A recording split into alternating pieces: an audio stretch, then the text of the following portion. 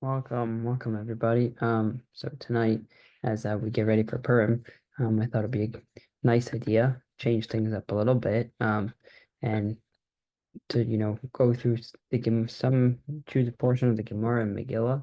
Um, the tractate in Talmud Megillah speaks a lot about the actual Megillah itself, and shed some light on the story there, because Chazal always in their ways they had a deeper understanding. Wanted us to learn messages from the story, which might not come across so clear when we just read the text. So that's what I think we'll spend some time together doing tonight. I was just going through the Gemara there, and that this way, when we get to Purim tomorrow night, we'll appreciate it a little bit better. So, what we're gonna do tonight is we're just gonna read the Gemara. We're gonna read it together. We're gonna start from 15b. Um, why there? Because this is where it's a little. This is where it's I see special visitors. This is where it's a little bit more packed. The story gets really good. It's the climax of the story. So, if you opening up a Gemara, you should go to 15b. It's where the lines get longer. 1, 2, 3, 4, 5, 6, 7, 8, 9, 10. 10 lines down from where the lines get longer. Yavo Hamelech v'Haman el Amishta. That's where we're in the Gemara, and the Gemara is going to start off by giving us a number of different explanations as to what it means. And why did Esther? The Gemara wants to know how come Esther invited Haman to a party to eat some food. So the Gemara is going to explain that. So the Gemara says Tanu Rabbanan was taught in a brisa Mara sa Esther shezimna es Haman. What was Esther's reasoning that she invites Haman to a meal? It's a little bit strange. So Rabbi Elazar says, Pachim timna lo. She set a trap for him. Shenemar yehei shulchanim lifneihem lepach. May their table be set for them for like a trap, meaning she's doing this all so she could set up Haman. Rabbi Shua Amar mi beis avia lamda. She learned from her father's house. Shenemar im raiv soncha hachliu lechem. That if your enemy's hungry, give him bread to eat. So that's why she did it. Rabbi Meir says, Kadesh lo yutal eitz of Yimrud. So she wanted to make sure that he wouldn't, form a conspiracy against her and rebel. Rabbi Huda Omer Kadesh lo yakiru ba shehi Yehudis. So that they wouldn't discover that she was a Jew. So she had to invite Haman to a meal. Rabbi Nechemia Omer Kadesh lo yomer Yisrael achos yeshan beis melech. Rabbi Nechemiah said, if she did this, her purpose was inviting Haman so that the Jews didn't think, oh, we have an inn in the palace, so we don't even need to ask Hashem for help. We have an inn where we have someone to rely on. So she made it look like that she wasn't somebody who could be relied on. She was having a meal with the enemy. So this way they would continue to pray. Rabbi Yossi Omer Kadesh, yeah, Motzoila.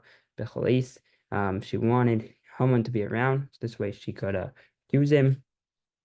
And Rabbi Shimon ben Manasseh Omer, Ulai Yargish Hamakom Biyasalanu Nes, meaning her motive was, maybe Hashem is going to see my disgrace and he's going to do a miracle for us. Rabbi Shimon Karcho Omer, he had another opinion. Aspir lo upon him. She said, I'm going to encourage him today. Shearog hu vehi, meaning she was going to try to get, she was willing to sacrifice herself. To her, she's saying maybe I'll try to get Haman to rebel, and then I'm going to sacrifice myself. At least this way we'll save the Jews. Rabbi Gamliel Omer, Melech Hapafkin he said Achashverosh is he can be persuaded. And so if Haman's with me, then maybe I could persuade him. But if he's not with me, then he's going to maybe not be able to. He might be persuaded back, and he might not kill him in the end. So says the Gemara, Amar Rabbi Gamliel, Adayin Tzrichananu Lemudai. So we still have to explain why Haman himself, why Haman alone was invited. Tanya Rabbi Elazar Mudai, Rabbi Elazar Mudai taught Kinaso b'melech, kinaso b'sarim. She made the king jealous of him, and she made the princes jealous of him. That was her goal. That by inviting Haman, right? The best way to cause people to get somebody upset, right, is just to have people become jealous of the person. So, by treating Haman differently, so this way people would be jealous of him. Ahasuerus should be jealous of him, and also all the other officers would be jealous of him as well. Rabba says, um, Lifnei Shever Geon, before destruction comes. Pride, Abaye Rava, Damar Tarayu, Bechomos, Ishis, as Mishotayim. I will set their feast with poison. Okay, Ashcha Rabba Barbul, Eliyahu, so Rabba Barbul came to Eliyahu, like, come on, Chazia Esther, Rav Dahachi. For which of these 12 reasons did Esther act like this? Amrulay, Kekulo, Tanai, Bekulo, Amurai. Meaning, it wasn't just one reason. She did it for all these reasons. She had all these motives, all these different opinions that the Gemara brought. And he said, this is this is what Eliyahu answered. He said that she had all these motives. And these were all reasons why she invited Ammon. And then the Gemara is going to continue. So Haman told them, right? He told them the glory of his riches, the multitude of his children's, the Kamaru Banav. What were the multitude of his children's? Amarav, Shloshim. He had 30. Asar Mesu. He had 10 of them died of Asar Nislu, and 10 were wrong. Asar Machzir al Apsachim. And 10 of them became beggars at the end of the day. Rabban Amri and the Rabbanan say, O son Shemachzir al Apsachim, Shivim who, those who became poor at the end of the day, they were 70. Dechsev. Shivim Belechem Niskru al Tikri Sovim, Sovim Belechem Niskru al Tikri Sovim Mela Shivim. So the Gemara learns that, maybe Haman had 70 children that became beggars. For Ami Bar Abba Amar Kulon Misai Mishmonahavi, in all they were 208. And Emar Rov Banav, Rov Begematria, and Virov Begematria, Masan. The Gemara is asking, but Rov Begematria, Masan Bar Banavi, isn't that 214? Number of Nachum Bar Yitzchak, Virav Ksiv. So it says Virab without the letter Vav, so that's how you learn that he had 208. Okay. So the Gemara continues with the text. Balayla, a very famous pasuk in the Megillah. Balayla hu nadash melech. That night, the king's sleep, right? The king's sleep was disturbed.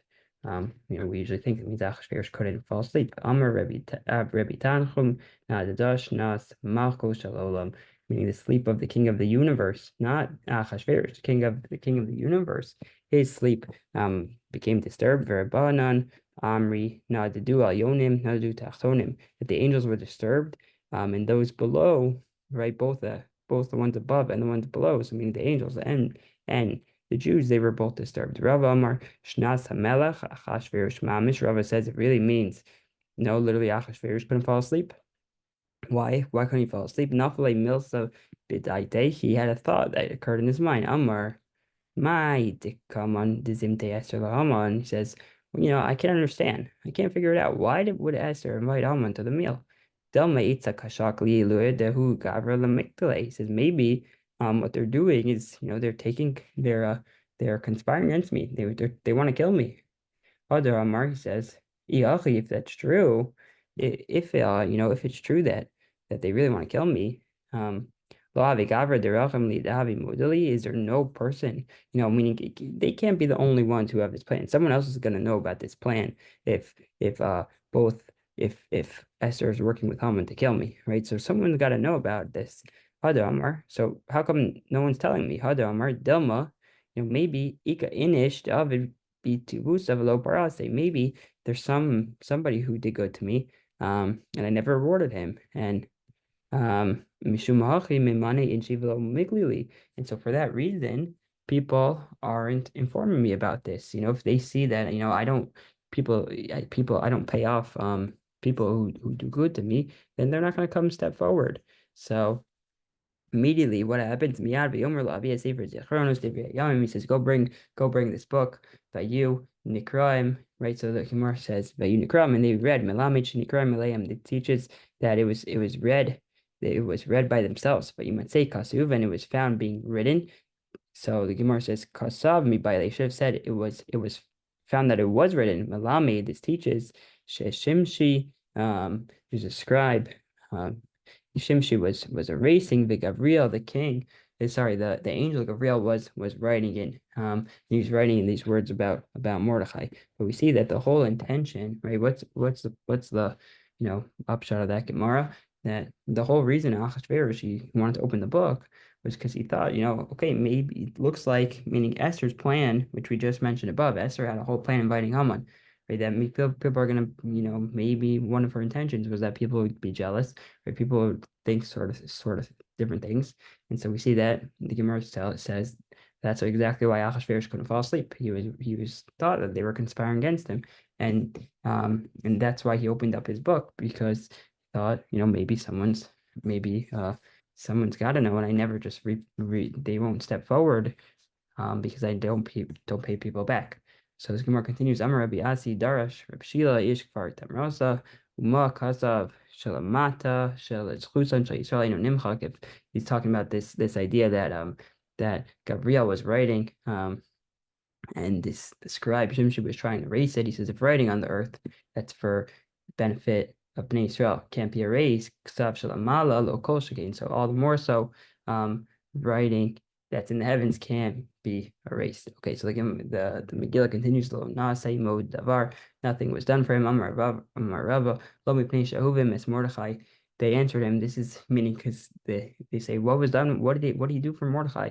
That's what the Megillah says. He says you have this guy Mordechai, and he says, "What did I do with him?" And they respond back to Achashverosh, Davar, you didn't do anything with him.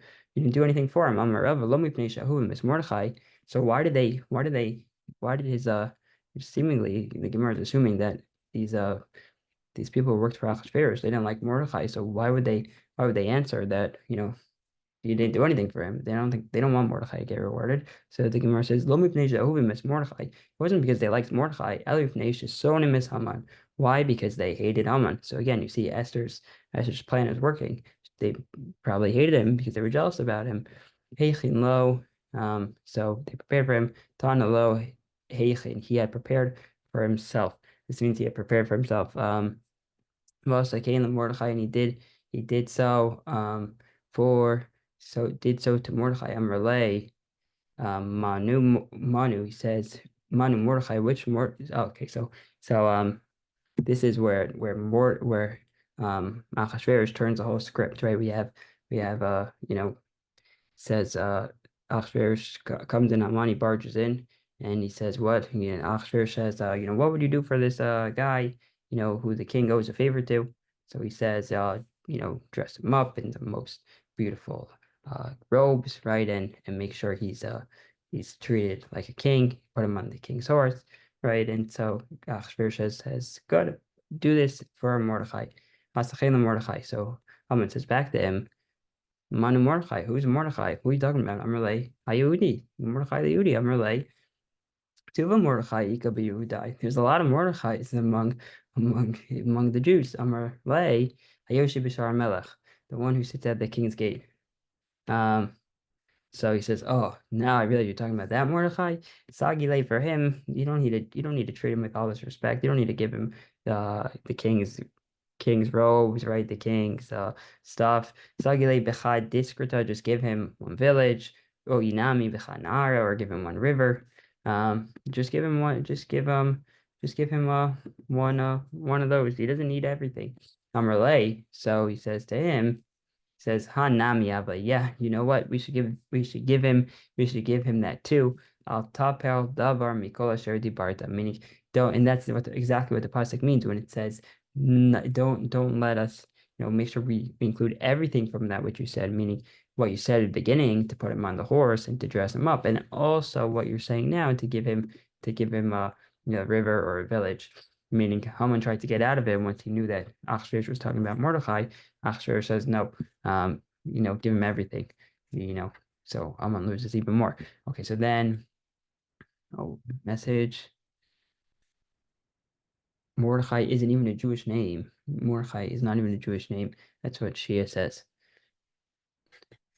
How do you know that? I'll mute. Mordechai is not a Jewish name. It's not a Jewish name. Mordecai? Mordechai and the Shear. That's right. Shia says his teacher said that originally Mordechai was not a Jewish name. Okay, but now it's a pretty Jewish name. Thank God, thank God. Okay, so anyways, so the Gemara continues telling the story. So what happens next? Haman takes the king's clothes and the horse. Azal.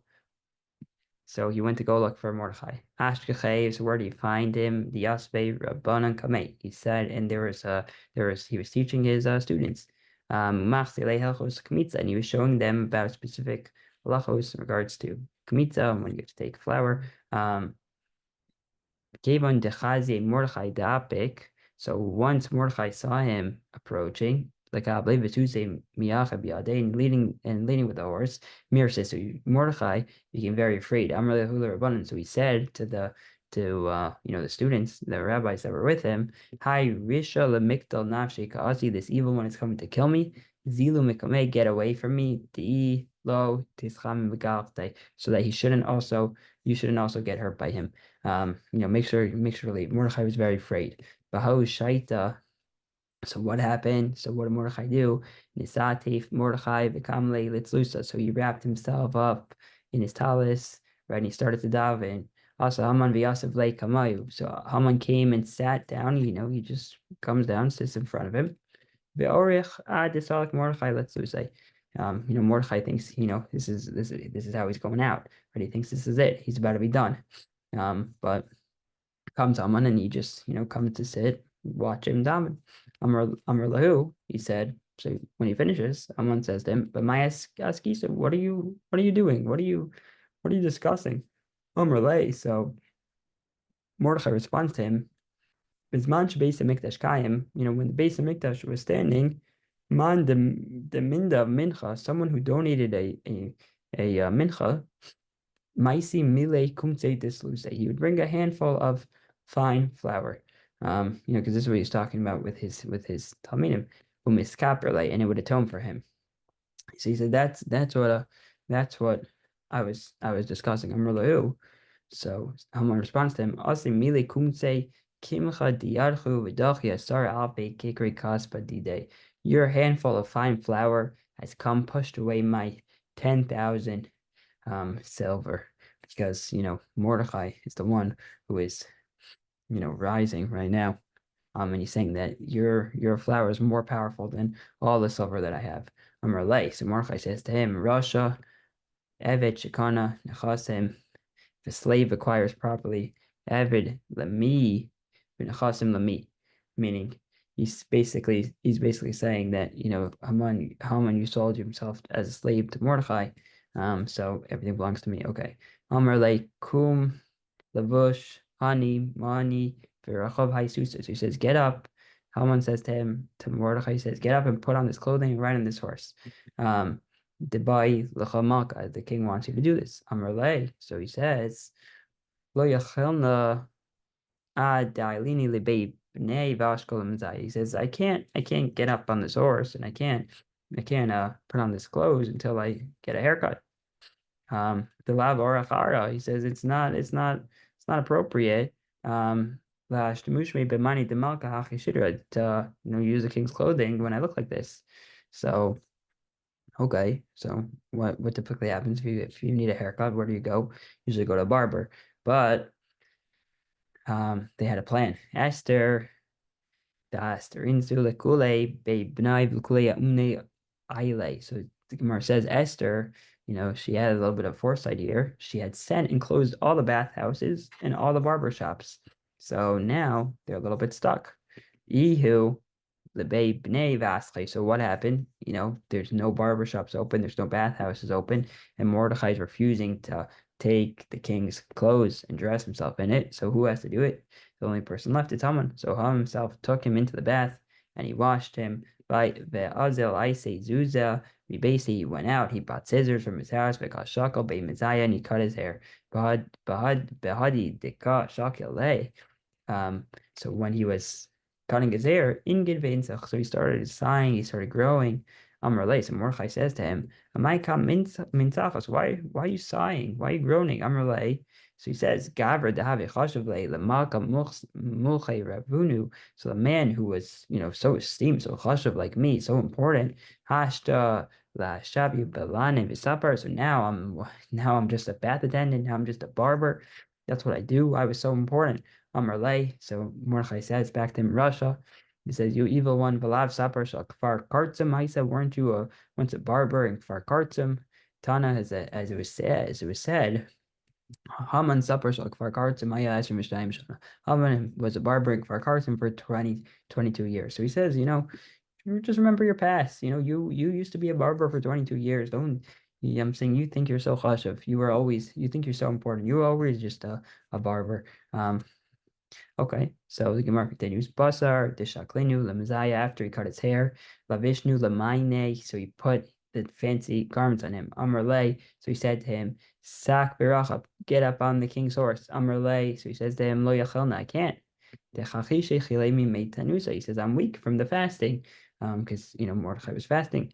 And the Gachim is so Haman bent down, and to make matters worse for Haman, so Mordechai used him as literally a stepping stool to get onto the horse. Kisalek, when so you have to kind of laugh when he was up by Bay. So Mordechai gave him a little kick. He's already down. It's already terrible for Haman. Don't worry, it gets worse. And he kicks him. Amrleh, Haman says to Mordechai, Lo ksiv l'chu. He's being a Talmud Chacham. He says, I know it's written in your I know some Torah. It says bin nafal v'echal tismach. It's a pasuk in Mishlei. It says, when your enemy falls, you shouldn't rejoice. Don't get so happy. So Haman sounds like he has a good question to Mordechai. How could you kick me when I'm down? You're not supposed to rejoice when your enemy falls. Amarle. So Mordechai says back to him, Hani Mila Israel. Yeah, that pasuk's talking about an enemy who's Israel. Aval but in regard to you, it's written, and you should tread upon their high places, meaning, we can kick you even when you're down. So some people say like when they got some of the Hamas leaders, or the Hezbollah leaders, right? Should we be rejoicing? Should we not be rejoicing? Because there's a pasuk that says, "Bin volevecha," when your enemies falls, you shouldn't rejoice. Some said, yeah, that's just talking about that pasuk's talking about from our Gemara here. It's just talking about your enemies who are Jews, but maybe I'm saying these people, just like Haman, Mordechai was able to kick him when he was down. So too, maybe we're able to rejoice. Okay, bigger discussion. Vayikra lefanav. So the Gemara continues. Vayikra lefanav, and Haman said in front of him, this will be done to the man who the king wishes to honor. Right? It makes sense, right? If now we know what was Ahasuerus' goal. He wanted basically whoever knew anything about this plan that Esther and Haman supposedly had. He wanted them to see, what somebody who speaks up on in defense for the king. He wants them to see how they're treated. So he's making sure Mordechai gets this treatment. So Haman's going around and he's saying, this is what is done to the man, who the king wants to honor. So as he's walking, getting into the neighborhoods of Haman, he's getting to Haman's neighborhood. His daughter was standing on the roof, so she saw him. But Savra she thought, okay, obviously the one who's riding on the horse is going to be Haman, right? And Mordechai is obviously the one leading him. Your father's Haman was, for in fact, he was a great, powerful figure. The high Damaski coming Mordechai, the one who was walking in front of him must have been Mordechai. Shakle, so what did she do? Atzisa the base. Akise, she threw the pot from the bathroom. She threw basically all the sewage from the bathroom. Vishad say Aresha Devu, and she threw it on her father's head. Daili Ene. And then she looked up, Bechazis Davu, when she saw that who was it that it actually landed on? It was her father. So she was so upset that what you do nafla me igrele arav misa, so she threw herself from the roof to the ground and she died. Behind you dichsev. And the Gemara says, this is exactly what the pasuk means. Vayashav Mordechai Ashar Melech. Mordechai returned to the king's gate. Hamar of Sheshes, he says, Sheshav L'shako L'taniso, he returned to his sackcloth and his fasting, right? That Mordechai, interesting lesson, that sometimes things are said in the name of the chasam sofer, that sometimes, when we are davening very hard, we're asking for Hashem to help us out with whatever challenge that we have. So sometimes we see the beginnings of the redemption, where we see that we're starting to get answered. So, okay, we're like, okay, we don't need to work as hard. So we learn from this Mordechai, from what he does here, is that, don't, when it starts turning, that's not the time to stop. You have to keep going, right? So Mordechai, as soon as, it seems like everything's turning around, right? Haman's being the one who has to, help him around on the horse, right? To treat him with all this respect. And what does he do? He comes back to his sackcloth and he continues his fast. Okay. And the Gemara continues, but Haman and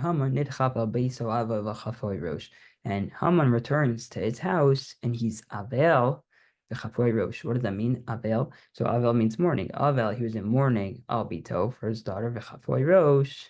And he was his head was covered because of what happened, what fell on his head. Okay. Haman. So Haman spoke. He told everything that happened to Zeresh and all his friends. Kari Yahuvav. So first they're called his loved ones, Vikari Chachamav, and they're also called his wise men. Amar Yochanan Kol Omer Davar Chachama Afil Bumus Olam Nikra Chacham. Whoever says something wise, even if they're a non-Jew, is still called a wise person.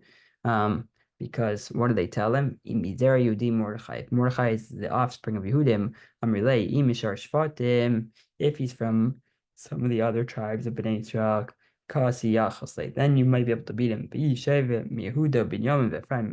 he happens to be from any of either Yehuda, Binyamin, Ephraim, and Menashe, lo yachal you're not going to be able to recover him. And Gemara proves that Yehuda dichsev yad chaber feivecha, your hand will be on the neck of your enemies, meaning Yehuda will be able to defeat their enemies.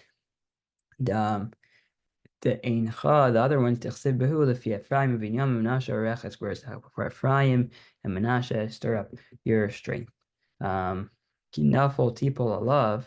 So this is the end of their advice. It says Kinafol Tipol, you're falling, and it says it twice. Darash Rabbi Yehuda Bar Yilai.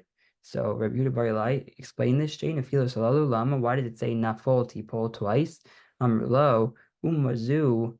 This nation, meaning the nation of Bnei Israel, the Jews, Meshula Afar, Meshula Kochavim. It's compared to the dust and it's compared to the stars. Kishahain Yarden, when we go down, right, when it's a time of challenge, difficulty for us as Bnei Israel, Yarden Ad Afar. So we go down, we're like dust. Kishahain Olin, but when we rise up, Olin Ala Kochavim, we can rise up to the stars.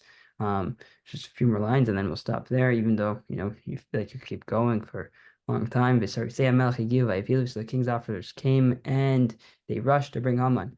So it says they brought him right away in like this panic. He didn't even have time to change. So he's covered with all the sewage. He didn't even get to. He just had to show up to the meal like that.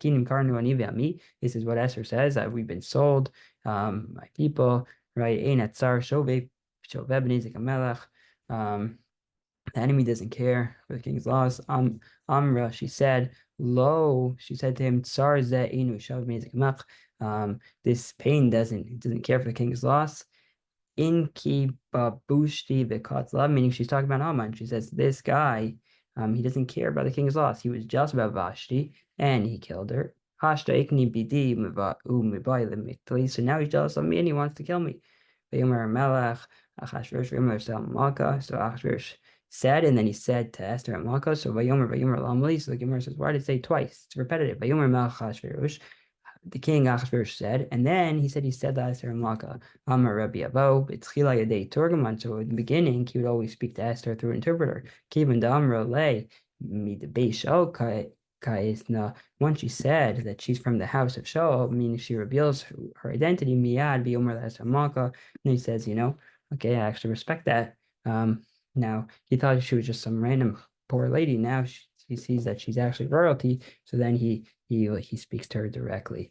Okay, this is just some of the Gemaras about the Megillah. It keeps going, goes for a while.